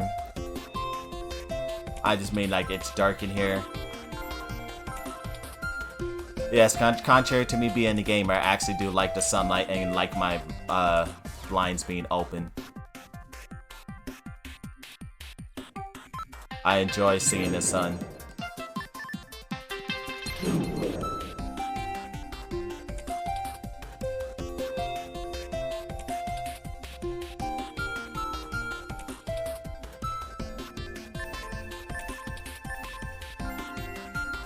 Dang it. Man, I'm just thinking, because eventually I gotta beat this stuff on for my YouTube channel. How am I gonna beat World 3 with getting every single gold? Because I have not done that. I'm pretty sure on the 3DS version I did get all the gold for level 1. And I think I got all the gold for level 2. But level 3 on the other hand, yeah, those levels are kind of hard to get all the gold for.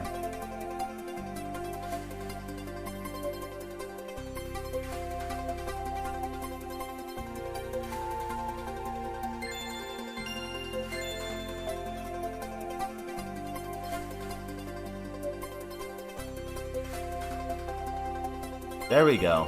I don't know why I wasn't getting the other times when I was holding X. That was so weird.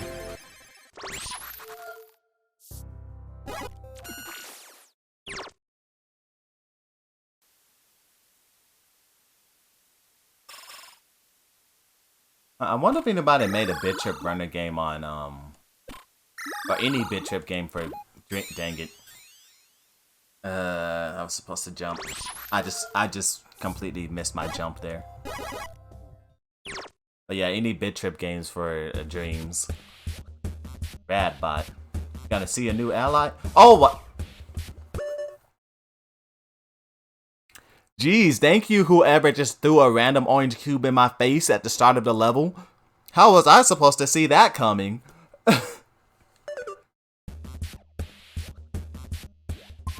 That literally just came out of nowhere.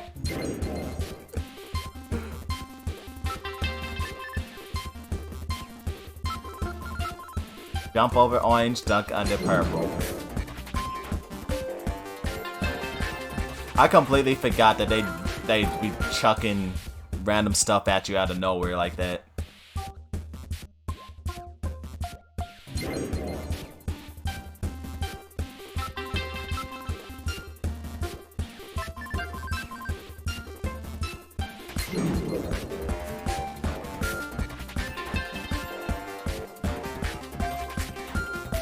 Okay, my bad. Okay, I don't hold jump on the first one. I hold jump on the second one.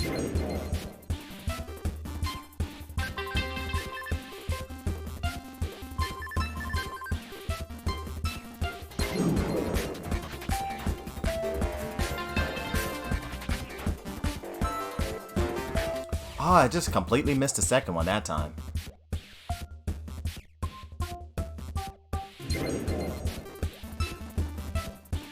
I completely missed my jump that time.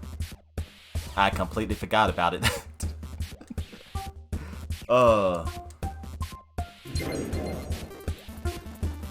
That's not the first time they're gonna be throwing around. Dang, it was purple. I got a duck. That's not the first time they're gonna be throwing random stuff at you. That was the warning shot. Like, yeah, dang it. Yeah, that's the warning shot letting you know, yeah, you better be ready for random stuff to be chucked at you for no reason out of nowhere.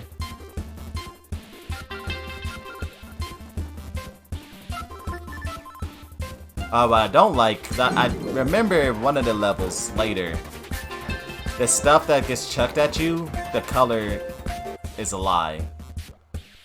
And so, like, the orange one right now is always jump over it, but at some point, the orange one will be you have to duck under it.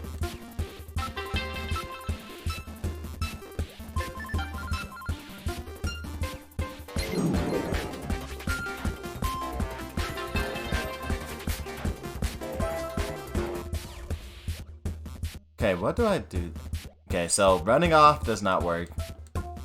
Jumping does work, but the timing is pretty precise. So maybe I have to just jump straight.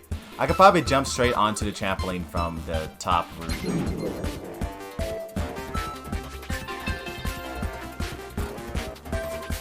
Yep, I can. Okay.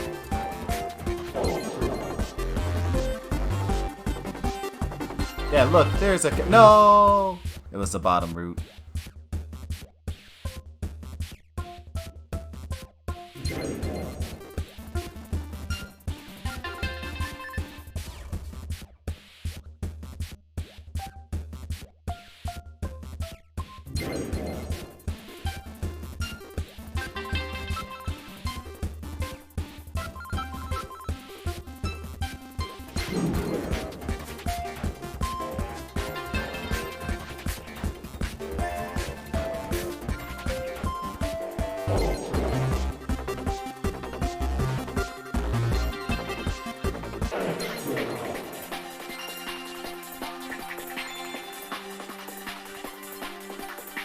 Oh, whew, it almost got me. See, that's what I was talking about. You gotta be ready for the random stuff to be chucked at you. It almost got me. I literally jumped at the last second.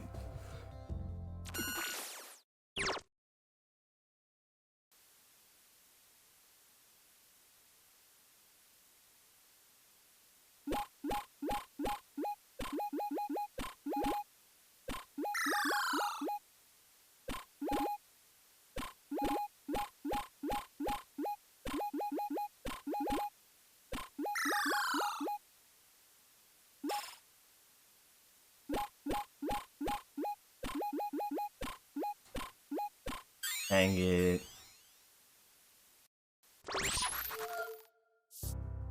Yeah, Avalon, for me, I got Android, and the notes that you said are blue, and the 2 link notes are red. Actually, no, it's 3 red ones.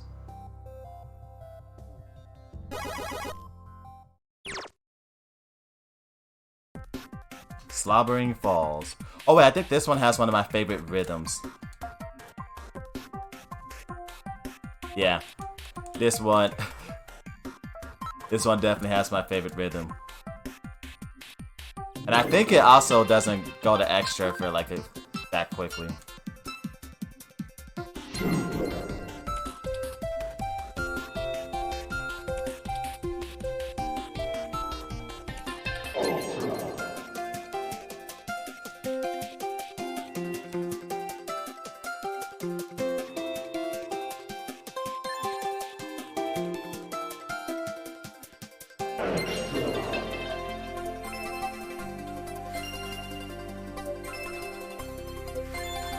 Yeah, you can tell that was one of my favorite rhythms when I literally beat it on my first try.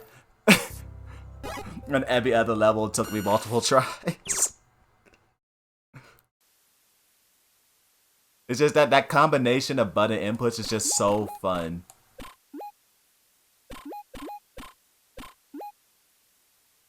The daredevil tricks you have to do by like raising your head at the last second to get that gold piece. The combo from breaking dang it. The combo from breaking the stop sign to jumping on the thing and breaking another sign. It's like there's 2 aspects of music games I like. Of course, there's a song that's like really fun and stuff. But then the second aspect that I really like, that I don't know much people talk about, it's just the simple aspect of pressing the buttons that in a certain way that just feels satisfying.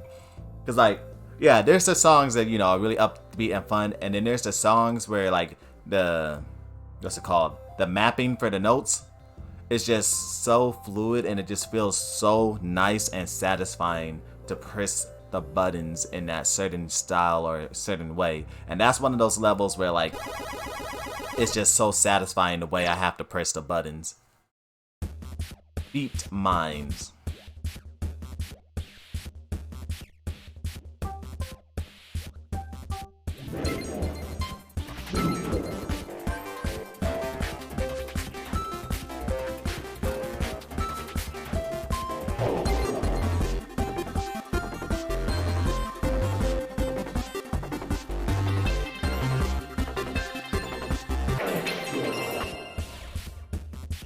Perfect fail.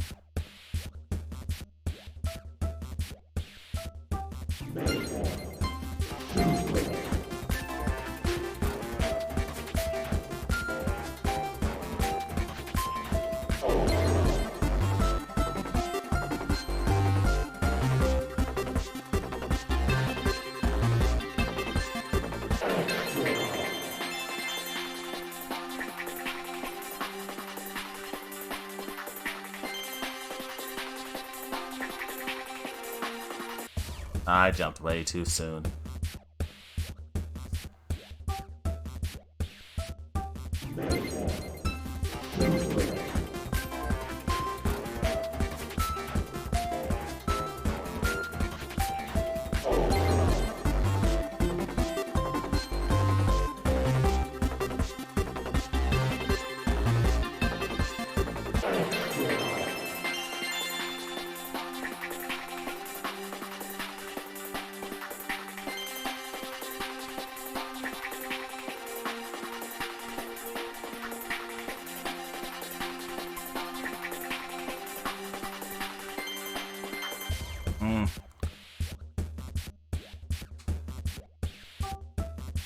It's amazing how much you can change how hard the game is just by moving the gold pieces around.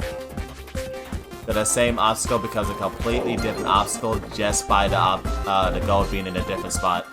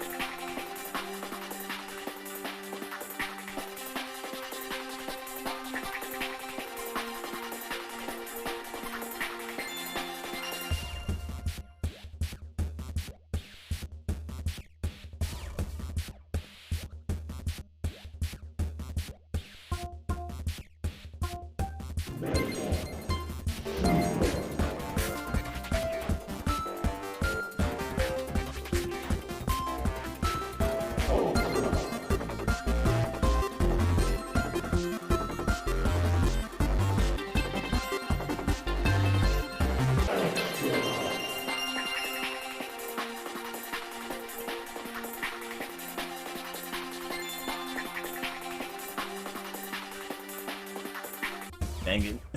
I jumped far too late for that one.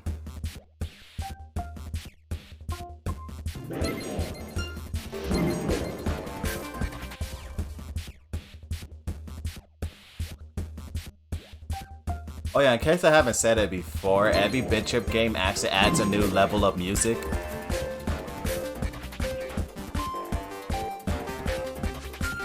So Super was added from Bit Trip Core, which I think is where my YouTube videos are right now. And the Ultra was added for Bit Trip Void, and the Extra is the one they added for this game. And then they added another one that I keep adding a new level of music for each game, which is why the 6th game has like so many upgrades you can do, because they added a new one to every game.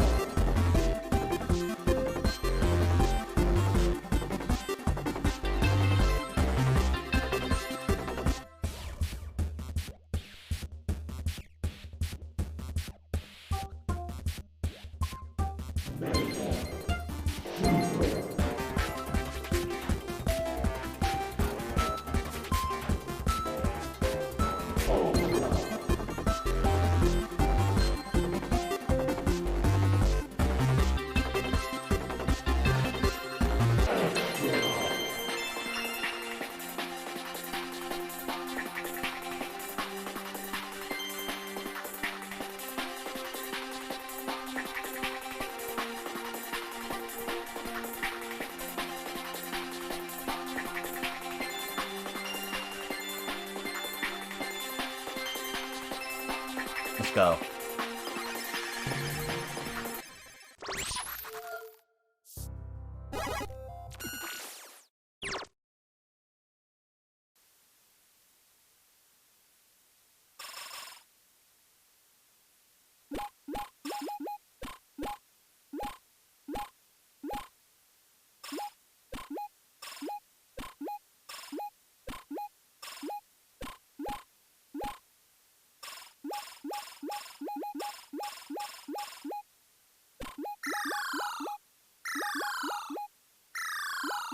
No.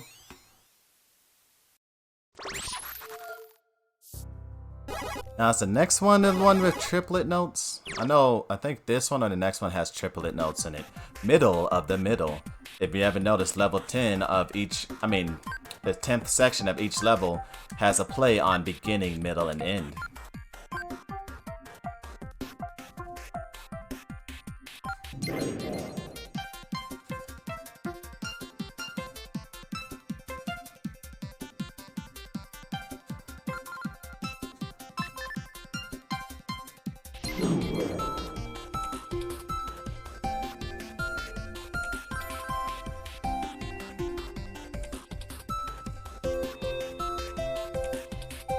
I was supposed to hold jump. That's 2 out of 4.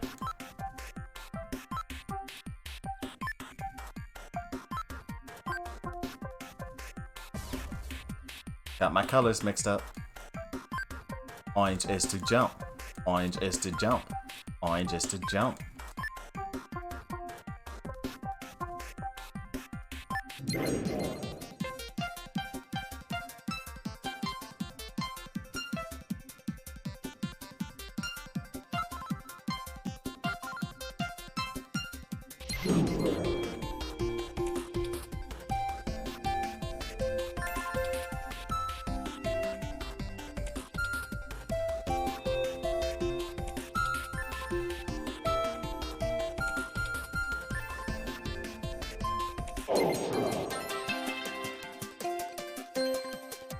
I jumped us slightly too early.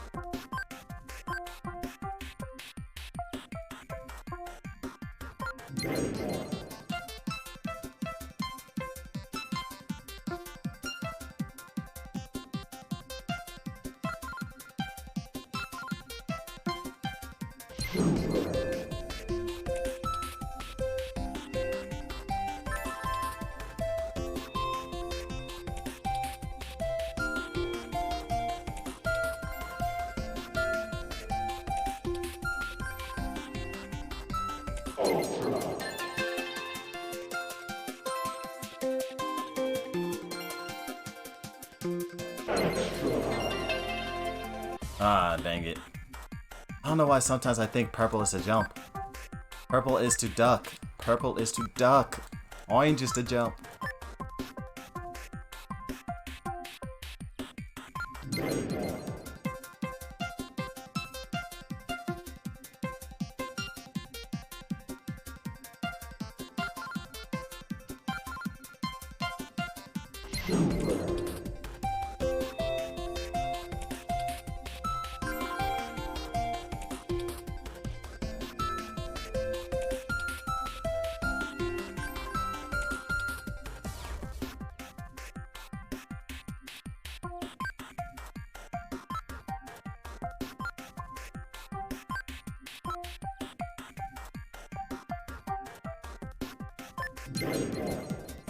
Dang it, I didn't even see that one. I was looking too far ahead. I was literally looking at the steps, so I didn't even see that in front of me.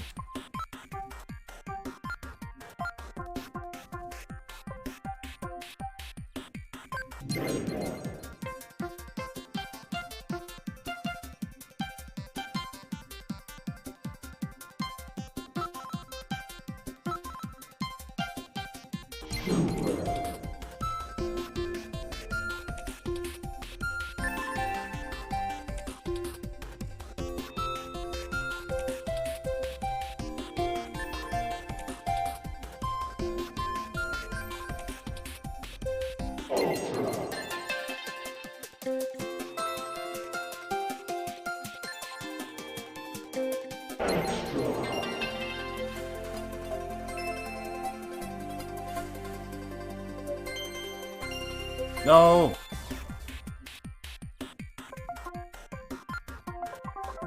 What happens when you stop mashing buttons in this game? Because they remapped every button that you don't press for an action into a musical note. So you can freeform your own way into the song.